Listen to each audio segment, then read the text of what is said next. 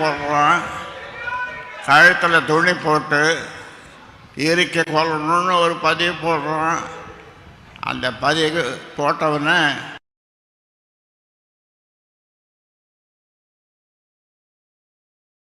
அதுக்கு நான் என்னப்பா பண்ண முடியும், நீ அப்படி வளர்த்துருக்கிற அந்த பிள்ளைய அப்படின்னு.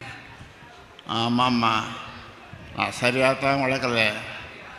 வளர்த்துருந்தா என்ன மார்லேயும் பின்னாலேயும் முதுகுலேயும் கண்ட இடத்துல ஈட்டியால் குத்துற மாதிரி குத்துறான்.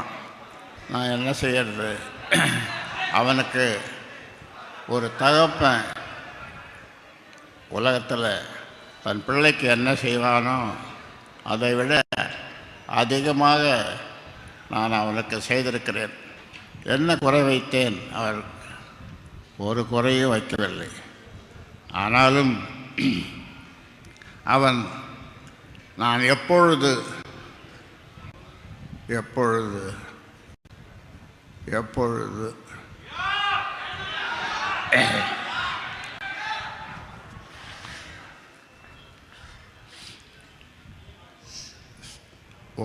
ஒரு ஆண்டுக்கு முன்னாலே ஒரு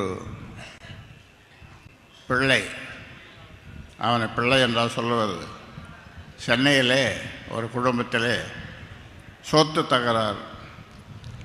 தகப்பனை 20-30 துண்டாக வெட்டி ஒரு சாக்கில் கட்டி கொண்டு போய் இந்த காவேரி பக்கம் என்ற ஊரில் போட்டுவிட்டு வந்ததை நீங்கள்லாம் படித்திருப்பீர்கள்.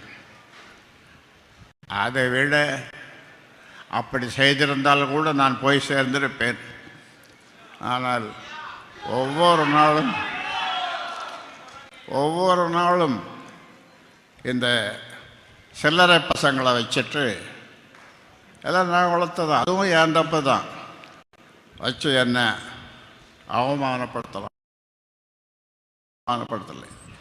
என்னையும் பக்கத்தில் ஓய்வறியா உழைப்பாளி தியாகச்செம்மல் ஏகே மணியை அவர் மனநொந்து ஒரு நாள் சொல்கிறார், நான் காணாமல் போகணும், நான் காணாமல் போகணும், இல்லை நான் சாகணும்.